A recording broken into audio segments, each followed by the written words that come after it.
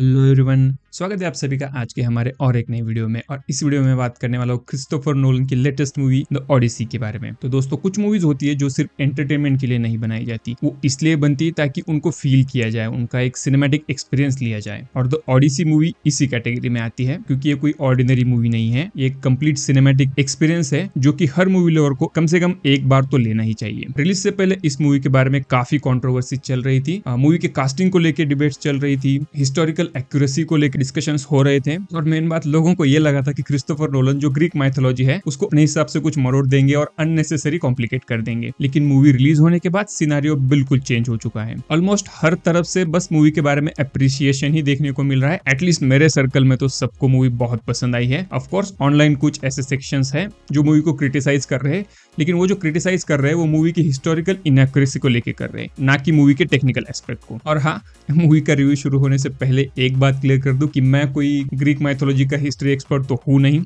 तो इस वीडियो में मैं जितनी भी बात करूंगा वो स्ट्रिक्टली मूवी से रिलेटेड होगी, ना कि ग्रीक माइथोलॉजी से। इस बात का ध्यान जरूर रखना। ना तो मैंने होमर की ओरिजिनल राइटिंग्स पढ़ी है जिसके ऊपर ये पूरी मूवी बेस्ड है, और ना ही मैंने 1954 की द उलिसिस यानी कि जो ओडिसी की ही स्टोरी है कंप्लीट वो देखी है। इनफैक्ट होमर का नाम भी मैंने इस मूवी से पहले नहीं सुना था, तो मेरा ग्रीक माइथोलॉजी से एक्सपोजर बिल्कुल जीरो है। हाँ, मैंने ब्रैड पिट की ट्रॉय मूवी जरूर देखी है और वो मुझे काफी पसंद भी आई थी। लेकिन इंटरेस्टिंग बात ये कि ब्रैड पिट की वो जो ट्रॉय मूवी थी उसका सेंटर कैरेक्टर था अकिलीस का, जो कि ऑफकोर्स ब्रैड पिट ने प्ले किया था। और क्रिस्टोफर नोलन की द ओडिसी में अकिलीस का नाम भी नहीं लिया गया है, तो आप समझ सकते हो दोनों मूवीज में क्या रेफरेंस पॉइंट कनेक्टेड है। हाँ, लेकिन ट्रॉय मूवी में जो ट्रोजन वॉर दिखाया गया था उसका यहाँ पे काफी इंपॉर्टेंस है। इनफैक्ट मूवी का स्टार्टिंग पॉइंट ही वो ट्रोजन वॉर है, और मूवी में आगे चल के हमें फ्लैशबैक्स के थ्रू पूरा वो ट्रोजन वॉर सीक्वेंस भी दिखाया गया है। और हाँ, और एक बात, मूवी में जो इवेंट्स दिखाए गए हैं वो लगभग आज से 3000 साल पहले है, और जब ये इवेंट्स हुए थे उसके 500 साल बाद होमर ने अपनी पोएम्स लिखी थी जिसमें ये पूरी स्टोरी बताई गई थी। अब बहुत लोगों का ये मानना है कि होमर जो था वो एक ब्लाइंड पोएट था,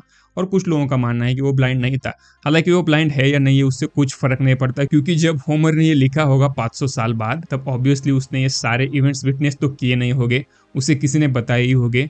तो ऑफकोर्स एक अंधा आदमी लिखे या फिर दिखने वाला आदमी लिखे, उसने सुन के ही ये बातें लिखी है। तो मुझे लगता नहीं कि इस बात का कोई ज्यादा इंपॉर्टेंस है कि वो सच में ब्लाइंड था या नहीं, और इसी वजह से इस मूवी की जो पूरी हिस्टोरिकल एक्यूरेसी है उसके अंदर मैं नहीं जाने वाला। और इसी के चलते मैं इस मूवी की स्टोरी भी आपके लिए स्पॉइल नहीं करूंगा। भले ये बहुत पुरानी स्टोरी है और काफी वेल नोन है, लेकिन उन्हीं के लिए जो ग्रीक माइथोलॉजी में इंटरेस्ट रखते हैं फिर जिन्होंने उसके बारे में पढ़ा है। तो अगर आपने ये नहीं पढ़ा है और आपको ये पूरी स्टोरी नहीं पता, तो आपके लिए मैं इस मूवी के सरप्राइजेस बिल्कुल स्पॉइल नहीं करूंगा।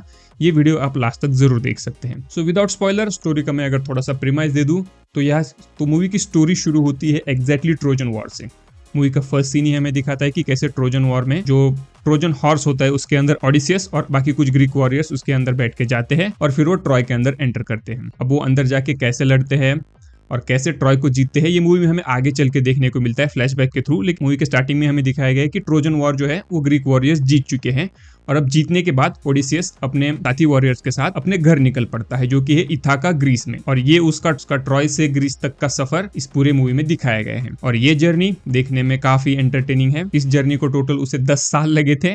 अब वो 10 साल क्या क्या कर रहा था, और उस 10 साल में उसके घर पे यानी कि इथाका में उसके फैमिली के साथ क्या हो रहा था, ये भी हमें पैरेलल दिखाया गया है। और बीच बीच में नॉन लीनियर तरीके से हमें ट्रॉय का वॉर सीक्वेंस भी दिखाया गया है। और मुझे पर्सनली ये बात अच्छी लगी कि द डार्क नाइट ट्रायोलॉजी के बाद नोलन की ये पहली मूवी होगी जिसमें कुछ माइंड बेंडिंग या फिर ओवरली कॉम्प्लेक्स चीजें हमें नहीं दिखाई गई है। हाँ, कुछ इवेंट्स हमें नॉन लीनियर जरूर दिखाए गए हैं, लेकिन ओवरऑल मूवी का नैरेटिव काफी स्ट्रेट फॉरवर्ड है। अगर आप इसलिए नोलन की मूवी अवॉइड करते थे क्योंकि वो ओवरली कॉम्प्लेक्स होती थी, तो ये मूवी उस कैटेगरी में नहीं आती, इसे कोई भी एंजॉय कर सकता है। अब बात करते हैं मूवी के कुछ स्ट्रॉन्ग पॉइंट्स की, और उसमें सबसे पहला पॉइंट है विजुअल्स। अब वैसे देखा जाए तो क्रिस्टोफर नोलन की हर मूवी के विजुअल जो है वो आउटस्टैंडिंग होती है, लेकिन ओडिसी ने उस स्टैंडर्ड को और भी ऊपर सेट कर दिया है। मूवी में प्रैक्टिकल इफेक्ट्स हो, सीजीआई हो, सी बैटल्स हो, मैसिव वॉर सीक्वेंसेस हो, या फिर एंशिएंट फोर्ट और सिटीज, हर फ्रेम ब्रेथ टेकिंग लगता है। अब अनफॉर्चुनेटली मैंने तो ये मूवी जो है वो नॉर्मल स्क्रीन पे देखी है, लेकिन अगर आपके पास IMAX का एक्सेस है, मैं आपको जरूर रिकमेंड करूंगा कि इसे IMAX में ही एक्सपीरियंस कीजिए। अब ये बात तो सबको पता है कि इंडिया में जो है वो ट्रू IMAX रेशियो से नहीं दिखती, लेकिन फिर भी जो है उसी में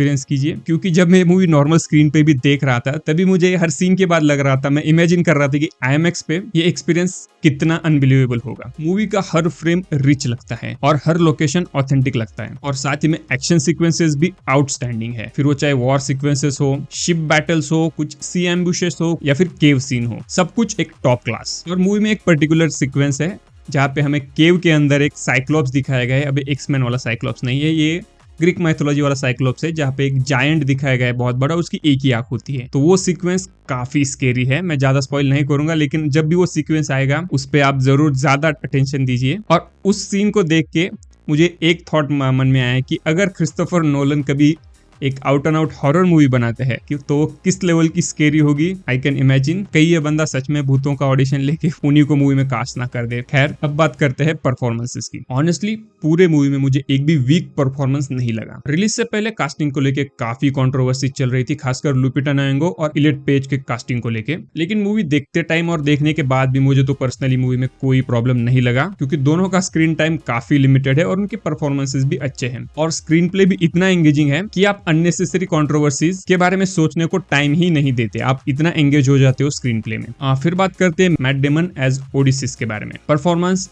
आउटस्टैंडिंग है, और हाँ, होमर के डिस्क्रिप्शन के हिसाब से ओडिसियस कंपैरेटिवली थोड़ा शॉर्ट हाइट का था और मैट डेमन जो है वो एवरेज हाइट से थोड़े ज्यादा है। लेकिन ऑनेस्टली उनके परफॉर्मेंस के बाद ये चीज मैटर नहीं करती, कैरेक्टर बिलीवेबल लगता है। और ये बात सिर्फ मैट डेमन पे ही नहीं है, मूवी की सारी ही कास्ट काफी तगड़ी है, काफी बड़े बड़े नाम है और सभी ने अपना परफॉर्मेंस काफी अच्छे से दिया है। तो कास्टिंग और परफॉर्मेंस डिपार्टमेंट में भी इस मूवी को फुल मार्क्स है। अब डायरेक्शन की बात करूं तो ऑनेस्टली क्रिस्टोफर नोलन की डायरेक्शन के ऊपर कुछ अलग से कमेंट करना बेकार बात है। उन्होंने फिर से प्रूव कर दिया है कि वो आज भी दुनिया के one of the best director में से एक है। अब आते हैं म्यूजिक पे, और उसके बारे में मेरे पास एक ही वर्ड है, माय गॉड। क्या म्यूजिकल स्कोर है। हर इमोशनल मोमेंट, हर बैटल, बैकग्राउंड स्कोर हर सीन को ग्रैंड कर देता है। और मूवी देखते टाइम मुझे जेन्युइनली लगा कि इस मूवी को हैंस जिमर ने म्यूजिक दिया है, लेकिन जब मैंने क्रेडिट्स देखे तब मुझे पता चला कि ये हैंस जिमर नहीं है, ये तो लुडविग गोरांसन है, और उन्होंने नोलन के साथ ऑलरेडी ओपनहाइमर और टेनेट में काम किया है। और ऑनेस्टली उन दोनों की तरह इस मूवी में भी उन्होंने फिनोमिनल काम किया है। उसके बाद नोलन हमेशा प्रेफर करते हैं कि वो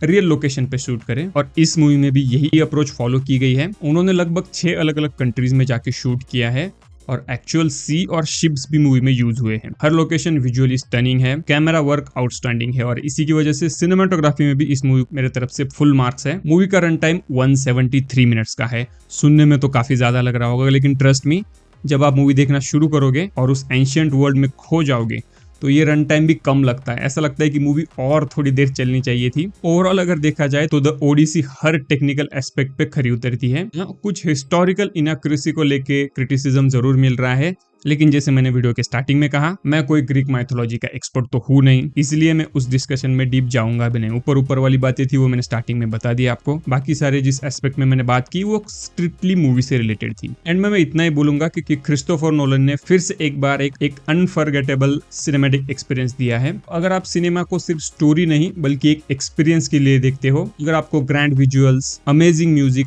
टॉप नॉच परफॉर्मेंसेस और इपिक फिल्म मेकिंग देखना पसंद हो, तो द ओडिसी आपके लिए एक मस्ट वॉच है। मैं तो इतना ही कहूंगा कि अगर आप आंखों से देख सकते हो और कानों से सुन सकते हो तो ये सिनेमैटिक एक्सपीरियंस आप मिस नहीं करना चाहोगे। लेकिन अगर आप कोई हिस्ट्री बफ हो, ग्रीक माइथोलॉजी के बारे में जानते हो, तो शायद ये मूवी आपके लिए नहीं है, क्योंकि अगर आप मूवी देखते टाइम हिस्टोरिकल इनएक्यूरेसीज को पिन पॉइंट करने की आदत है, तो शायद ये मूवी आपके लिए नहीं है, आप थोड़ा सा डिसअपॉइंट हो सकते हो। बाकी यही था मेरा ओवरऑल द ओडिसी के बारे में ओपिनियन। आपने अगर ओडिसी देखी है तो आपका इस मूवी के बारे में क्या ओपिनियन है मुझे कमेंट करके बताइए। साथ ही में क्रिस्टोफर नोलन की आपकी फेवरेट मूवी कौन सी है वो भी मुझे कमेंट करके जरूर बताइए। सो फिलहाल के लिए इस वीडियो में इतना ही, मिलते हैं अगले वीडियो में। जय हिंद, वंदे मातरम।